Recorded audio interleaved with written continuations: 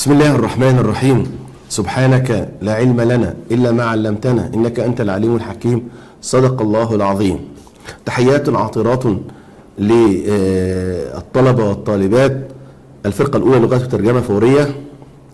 يسعدنا في هذا اليوم الطيب المبارك أن نلتقي معا عبر هذه النافذة من نافذة الجامعة والحديث عن مدرسة من مدارس الشعر العربي، وهي مدرسة الشعر الحر.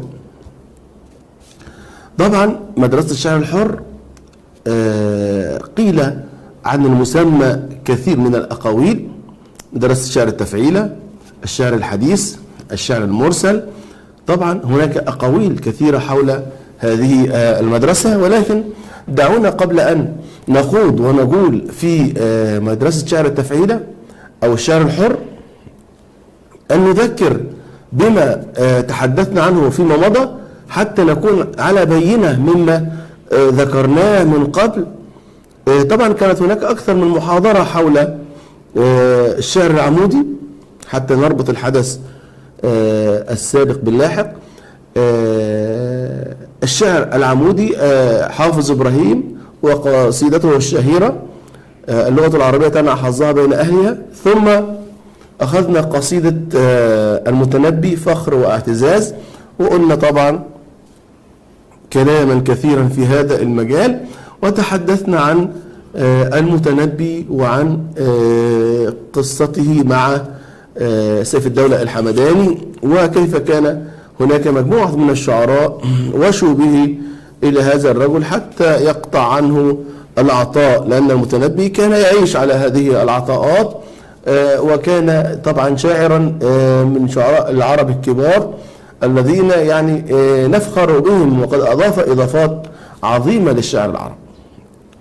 ننتقل من القصيدة العمودية، ومعنى القصيدة العمودية يعني القصيدة ذات القافية والميزان الواحد والبحر الشعري الواحد منذ بدء القصيدة وحتى نهاية القصيدة. طبعا وهنذكر أبيات عديدة في خلال هذا المنحى حتى نصل إلى عبارة الشعر الحر. ولماذا سمي الشعر الحر؟ المتنبي له شعره الموزون المقفى من البدء حتى المنتهى. ولما نقول مثلا في شعر المتنبي هذا الشاعر هو شاعر كل العصور وشاعر كل المواقف، حينما قال مثلا: إذا أنت أكرمت الكريم ملكته، وإن أنت أكرمت اللئيم تمرد. حكمة تناولتها الأجيال، وهذا كلام صحيح وكلام موثق بالشعر من قبل هؤلاء الشعراء الكبار. شعر المتنبي شعر موزون له يعني قافية واحدة، والقافية هي آخر البيت من الشعر من بدء القصيدة حتى نهايته. حتى قيل قبل ذلك أو حتى أن بعض القصائد الكبيرة التي كانت من قبل الشعراء الكبار والمتنبي وغيره كانت تسمى القصيدة بالحرف الأخير أو بالقافية، زي ما نقول مثلا نونية ابن زيدون، سينية فلان، دالية علي بن الجهم. يعني أذكر الحرف الأخير اللي أنا بسميه القافية، ولأنه لم تكن هناك عناوين للقصائد حتى بداية المدرسة الرومانسية كمان. لما نقول مثلا ده بسميه القافية، القصيدة كانت تعرف بالقافية: نونية ابن زيدون أضحى التنائي بدينا للتدانين وناب عن طيب لقيانا تجافينا، أن الزمان الذي ما زال يضحكنا أنسا بقربهم قد عاد يبكينا. يعني النون هنا هي نون القافية. نصل يبقى إذن القصيدة العمودية موزونة ومقفاة تسير على بحر بعينه حتى تصل إلى نهاية القصيدة. مثلا عندنا لدينا أبو القاسم الشابي مثلا في قصائده المعروفة بالحماس: إذا الشعب يوما أراد الحياة فلا بد أن يستجيب القدر. هنلاحظ ان التفعيلة على بحر المتقارب: فعول فعول فعول فعول فعول فعول فعول فعول. يعني وهذا الشاعر كان يستخدم دائما هذا البحر في معظم أشعاره نظرا لقربه من القلب من خلال الكلمات وسرعة الكلمات والرتم والموسيقى. ومن يتهيب صعود الجبال يعش أبد الدهر بين الحفر. يعني الشاعر يقول هو أبو القاسم أيضا حتى يعطي الشباب القوة والحافز وعدم الركون وعدم الرضوخ والسعي للوصول إلى القمة دائما. قال ومن يتهيب صعود الجبال يعش أبد الدهر بين الحفر، بمعنى الذي لا يريد أن يكون متميزا في مجتمعه، يعني لديه باع كبير في مجال علمه أفضل من أقرانه، فلينتظر وليبقى في الحضيض وفي أسفل السافلين. ومن يتهيب صعود الجبال يعش أبد الدهر بين الحفر. نلاحظ أن هذا البيت أيضا يعني ومن يتهيب صعود الجبال فعول فعول فعول فعول، وأيضا الشطر الثاني فعول فعول فعول فعول. ده بحر متقدم، ده اسمه البحر الشعري. وعندنا البحور الشعرية يعني 17 بحرا، كان هناك 15 بحرا ثم أضيف إليهم بحران آخران من قبل الأخفش. وطبعا لابد أن نذكر الخليل ابن أحمد الفراهيدي الذي اكتشف هذه البحور، وله مع ابنه قصة عجيبة سنذكرها فيما بعد.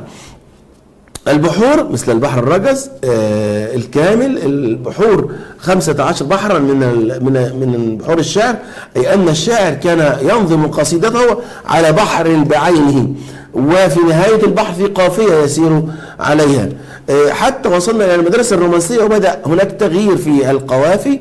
ويعني لما الشاعر فاروق جويدة يقول رسمنا على القلب وجه الوطن نخيلا ونيلا وشعبا أصيلا، وصلناك يا مصر طول الزمن ليبقى شبابك جيلا فجيلا، على كل أرض تركنا علام قلاعا من النور تحمي الكرام، عروبتنا تفتديك القلوب ويفديك بالدم جيش الكنانة.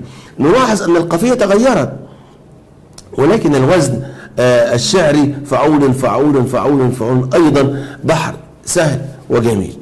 مدرسة الشعر الحر بقى أي مدرسة تأتي من أجل يعني إلى حد ما هدم ما سبقها من أمور كان يسير عليها الشعراء السابقون. نلاحظ أن المدرسة الرومانسية جاءت لهدم بعض ما كان عند المدرسة الكلاسيكية، وأيضا مدرسة الشعر الحر جاءت ورفعت راية العصيان على كل ما سبقها من شعر، وكانت حقيقة كانت طفرة قوية في الأمة العربية، أن هناك شعراء أخذوا على عاتقهم هذا المنحى، سواء كان في العراق أو في مصر أو في فلسطين أو في سوريا أو في بعض البلدان الأخرى التي بالفعل أضافوا إضافات حقيقية. أتحدث عن الشعراء الذين أضافوا إضافات حقيقية. الشعر الحر، قلنا الشعر الحر هو الشعر شعر التفعيلة، هو الشعر الحداثي كما يقال، له أكثر من عبارة وأكثر من تعريف، ولكن لابد أن نضع سؤالا مهما ما الذي فعلته. وده بقوله عشان طلابنا في الفرقة الأولى يكونوا على وعي بالأسئلة التي ممكن أن تأتي في الامتحانات. ما الذي فعلته مدرسة الشعر الحر، وما الذي أضافته مدرسة الشعر الحر للشعر العربي الطويل عبر تاريخه منذ قبل الإسلام بقرنين من الزمان وحتى بدايات الشعر الحر. لابد أن نعرف أن مدرسة الشعر الحر بدأت من نهايات الأربعينات من القرن الماضي، يعني تقريبا في هذا التوقيت، وبدأت مع شعراء في العراق الشاعر الكبير نازك الملائكة وبدر شاكر السياب، هذا الشاعر الكبير العراقي، ثم محمود درويش في فلسطين، وعندنا مجموعة كبيرة في مصر، عندنا صلاح عبد الصبور وطبعا مسرحياته الشعرية العظيمة. ولنا في الشعراء الذين أضافوا إضافات حقيقية للشعر العربي من خلال شعر التفعيلة الأسوة في أن هناك شعراء كثيرين بدأوا منذ هذا التاريخ يحذو حذوهم، وهو ما عرف بشعر التفعيلة. وظل هناك صراع بين القديم والجديد كما هو معتاد في كل المدارس الشعرية، لابد أن يكون هناك صراع بين القديم والجديد، كل واحد منهم يعني يتعصب لمدرسته ولما نشأ عليه. يعني كان هناك من يقف في وجه الشاعر الحر ويقول ليس هذا بالشعر، هو كلاما منثورا لا أكثر ولا أقل. ولكن أصحاب هذه المدرسة دافعوا عن هذا المنحى دفاعا مميتا، وبالفعل أصبح هناك شعر حر، شعر تفعيلة. رفعت راية مدرسة الشعر الحر راية العصيان على شيئين مهمين. وحينما أسأل طلابي أسأل بعض الأسئلة منها ما الذي فعلته مدرسة الشعر الحر، أو أن مدرسة الشعر الحر رفعت راية العصيان على ما سبقها. فيما رفعت هذه الراية؟ رفعت راية العصيان في شيئين، في القافية وفي التفعيلة. القافية ليس هناك إلزام للشاعر الذي يكتب الشعر الحر أن يسير على قافية بعينها من البدء حتى المنتهى، له الحرية في أن يغير القافية، حتى لو في كل سطر شعري يستطيع أن يغير القافية من قافية إلى قافية أخرى، ثم يعود إلى الأولى ثم يخرج منها. من أجل ذلك سمي بالشعر الحر. ثم بعد ذلك التفعيلة. التفعيل لم يلتزم الشاعر بعدد معين من التفعيلات، أي أنه لم يلتزم ببحر من البحور من البدء وحتى المنتهى. الشاعر أصبح حرا في اختيار التفعيلة وفي اختيار القافية. أتاحت يعني فرصة للشعراء مثل صلاح عبد الصبور ونازل الملائكة ومحمود درويش وفدوى دقان في فلسطين وفي والبياتي كمان، وهناك شعراء كثيرون كانوا روادا في هذه المدرسة التي أضافت للشعر العربي الكثير. التفعيلة قد يكون هناك سطر واحد من الشعر فيه تفعيلة واحدة أو فيه تفعيلتان أو 3 تفعيلات. يعني ليس هناك يعني إلزام للشاعر بأن يمتطي تفعيلات بعينها، أي أن المدرسة أصبحت مفتاحة على أو مفتوحة على مصراعيها للكتابة، شريطة أن يلتزم بهاتين الجزئيتين التفعيلة والقافية، أي أنه يعني أصبح حر في القافية وأصبح حرا أيضا في التفعيلة. قد يكون هناك تفعيلات كثيرة زي ما هنشوف في بعض القصائد، وقد يكون هناك تفعيلة واحدة. السؤال الذي ممكن أن نطرحه على طلابنا: ما أهم خصائص الشعر الحر؟ ما أهم خصائص الشعر الحر؟ رقم 1، الشعر الحر ده اتسم بالإبهام.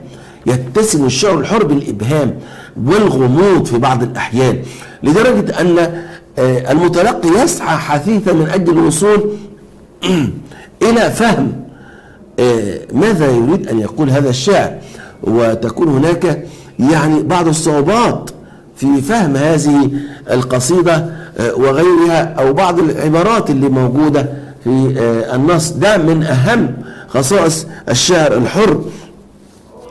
يعني خصيصة أخرى، الشعر الحر يعني له أو يتميز بميزة أنه يدخل فيه الرمزية، ويربط أحيانا بين الرمز الفلسفي اللي موجود في عقل الشاعر وبين ما هو واقعي وما هو معاش في الوقت الحاضر.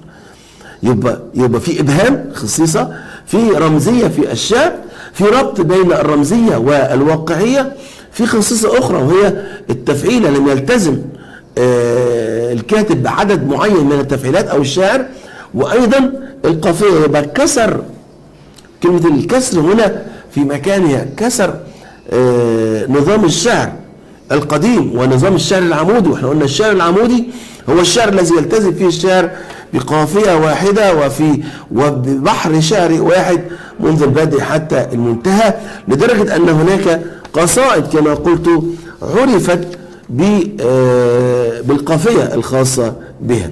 يبقى لدينا عدد من الشعراء. أقول لك من هم أهم شعراء مدرسة الشعر الحر؟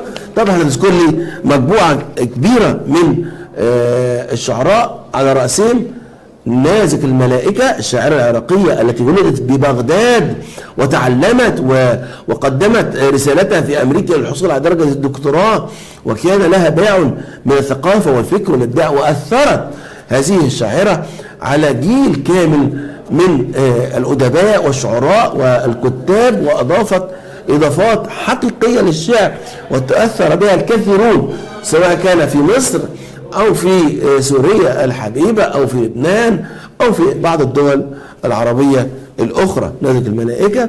وأيضا بدر شاكر السياب صاحب قصيدة أنشودة المطر، والتي هي مقررة علينا في هذا الترم بإذن الله تعالى. يبقى قلنا أكثر من خصوصية، هناك خصائص أخرى للشعر الحر. الشعر الحر ينتهي بالمقاطع الساكنة، دي خصيصة أخرى تضاف إلى خصائص الشعر الحر. ينتهي بالمقطع الساكن، زي ما هنشوف دلوقتي في بعض القصائد التي سنقرأها، ولم يلتزم طبعا بعدد معين من التفعيلات. والشاعر في مدرسة الشعر الحر بنلاقي ان هو بيقلل من المحسنات البديعية، يعني ما عادش بقى الطباق والسجع والحاجات اللي هي خاصة بالمحسنات البديعية لها سطوة مثلما هي لها سطوة في الشعر العمودي. الشعر الحر له ما يميزه عن الشعر العمودي. يبقى كده بنسرد بعض الخصائص، اقول لك اذكر اهم خصائص مدرسة الشعر الحر. هتقول لي مدرسة الشعر الحر لم تلتزم بعدد معين من التفعيلات، ولم تلتزم بخصيصة أخرى، لم تلتزم بقافية واحدة من البدء حتى المنتهى. الشاعر حر في هذا الأمر. المقاطع الخاصة بقصيدة الشعر الحر تنتهي بأحرف ساكنة، مقاطع تنتهي بأحرف ساكنة تدمج هذه المدرسة وهؤلاء الشعراء بين الشعر الرمزي والشعر الواقعي.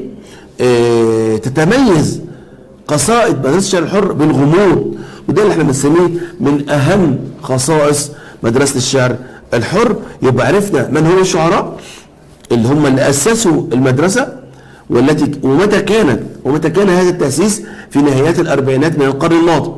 أدي رقم واحد. متى بدأت هذه المدرسة؟ في تقريبا في نهايات الأربعينات القرن الماضي.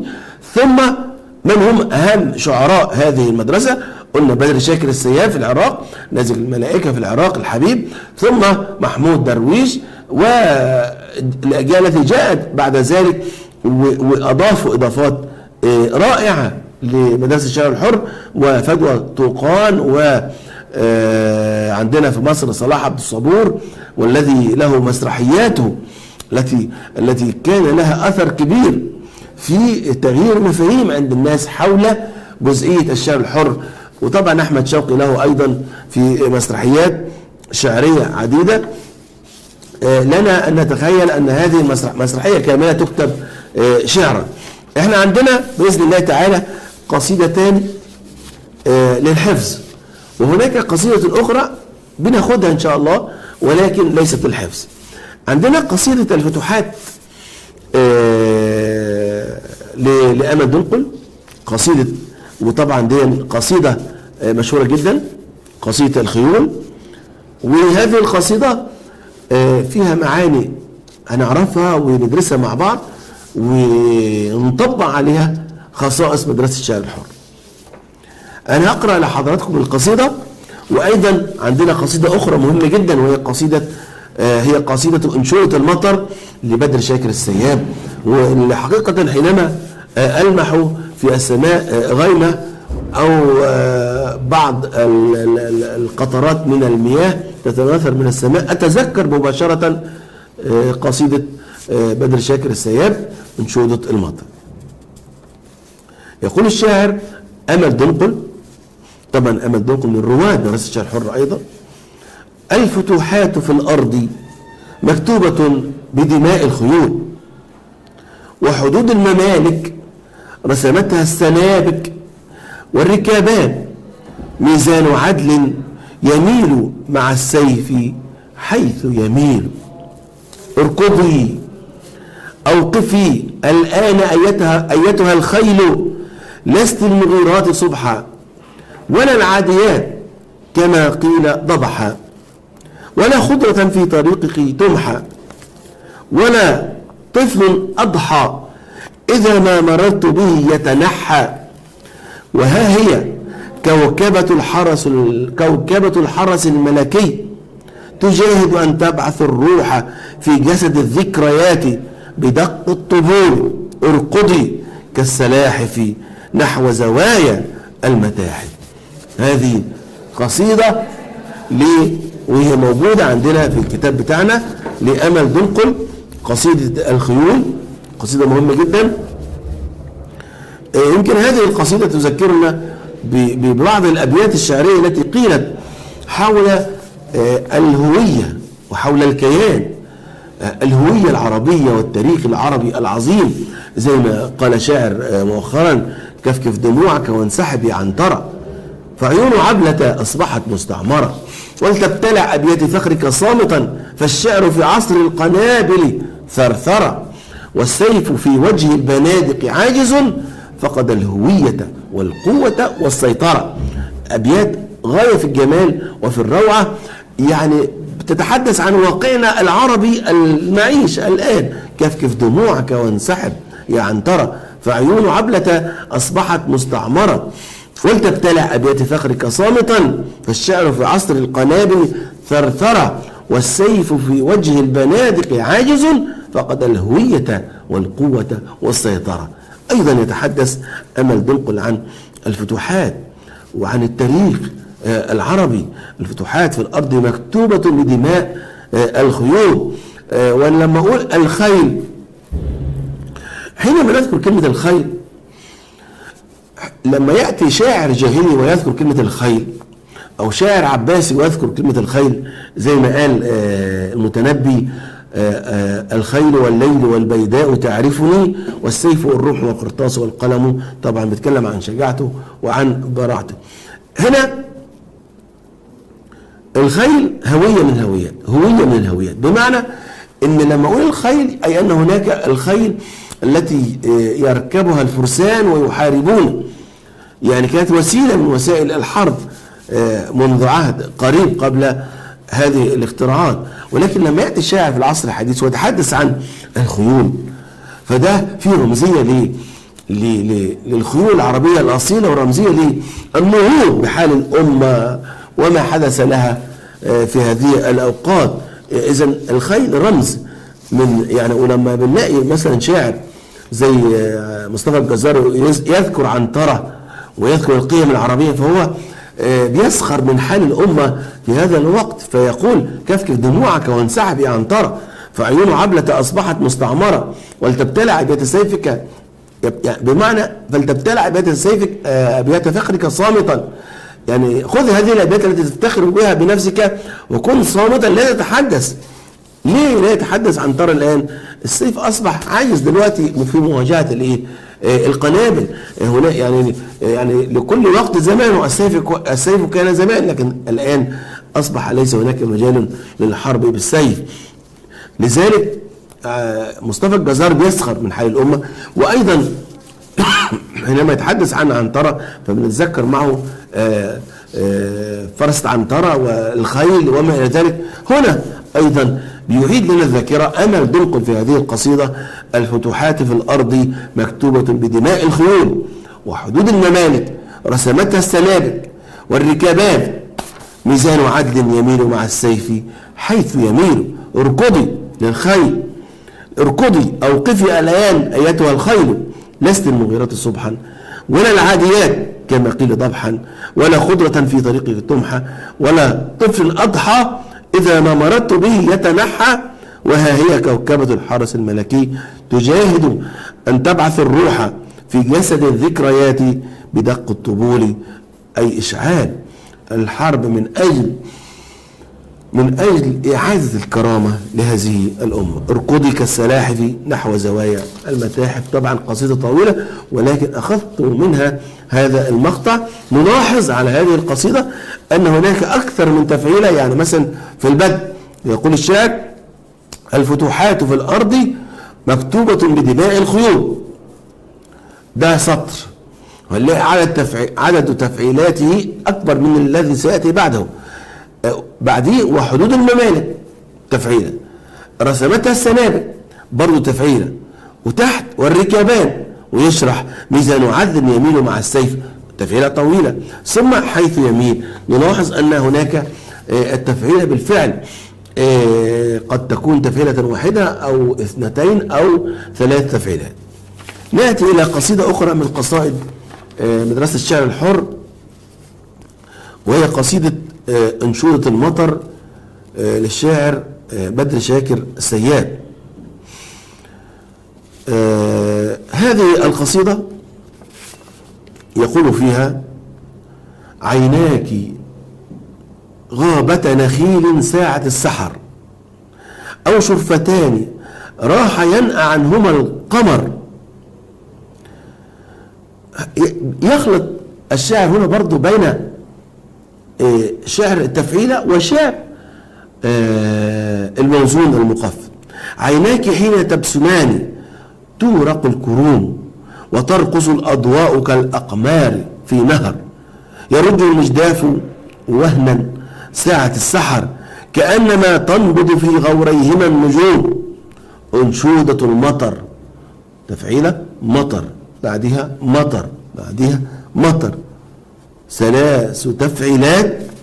ثم تساءب المساء والغيوم ما تزال، تسح ما تسح من دموعها الثقال، كأن أقواس السحاب تشرب الغيوم، وقطرة فقطرة تذوب في المطر، وتغرقان في ضباب من أسن شفيف كالبحر سرح اليدين، فوقه المساء دفء الشتاء، وارتعاشة الخريف ويهطل المطر، مطر مطر مطر. أتعلمين أي حزن يبعث المطر، وكيف يشعر الوحيد فيه بالضياع؟ كان طفلا بات يهدي قبل أن ينام، بأن أمه التي أفاق منذ عام فلم يجدها، ثم حين لج في السؤال قالوا له: بعد غد تعود، لا بد أن تعود. فتستفيق من روح نشوة البكاء، ورعشة وحشية تعانق السماء كرعشة الطفل إذا خاف من القمر. مطر مطر مطر. طبعا قصيدة من أجمل القصائد التي كتبها بدر شاكر السياب. هذه القصيدة طبعا من القصائد التي أصبحت علامة كده عند الكتاب وعند الشعراء بأنهم يحذون حذوها في الكتابة، وأنها أصبحت أيضا مصدر لإلهام الكثير من الشعراء. لما نتذكر كلمة مطر أو حد يذكر كلمة مطر نتذكر مباشرة بدر شاكر السياب الشاعر العراقي الذي كان قاموسه اللغوي قاموسا وطنيا بامتياز، بمعنى أنه كان يدافع عن الأمة من خلال الكلمة ومن خلال الحرف ومن خلال التفعيلة ومن خلال أيضا القافية التي كان يأتي بها الشاعر في مثل هذه القصائد. نلاحظ عدد التفعيلات المختلفة في بداية القصيدة، 4 تفعيلات أو 5 تفعيلات، ثم ينهيها بتفعيلتين، ثم تفعيلة واحدة، أنشودة المطر، مطر مطر مطر. ثم يذكر تثاءب المساء والغيوم ما تزال، تسح ما تسح من دموعها الثقال. نلاحظ خصائص الشعر الحر هنا، والتي السكون في نهاية التفعيلات ساكنة في النهاية، في غموض ماذا يقصد بالمطر، في إبهام ماذا يقصد بالمطر. طيب في رمزية، ما المطر الذي يقصده؟ هل المطر الذي يقصده هو المطر الذي يتساقط من السماء، أم المطر الذي هو الخير والبركة، أم المطر الذي هو الجود عند الناس؟ نقول للآخرين أنت مثل الغيمة في العطاء. هذه القصيدة وغيرها من القصائد التي سوف نشرحها تباعا من مدارس من قصائد مدرسة الشعر الحر، لنا أن نتوقف الآن عند هذا الحد حتى نستطيع أن نفهم يعني إيه مدرسة الشعر الحر، يعني إيه خصائص الشعر الحر، يعني من هم أهم شعراء مدرسة الشعر الحر. بإذن الله تعالى نلتقي في الأسبوع القادم عبر محاضرة أخرى. لكم مني خالص الأمنيات بالتوفيق والنجاح الدائم بإذن الله تعالى. شكرا جزيلا لكم.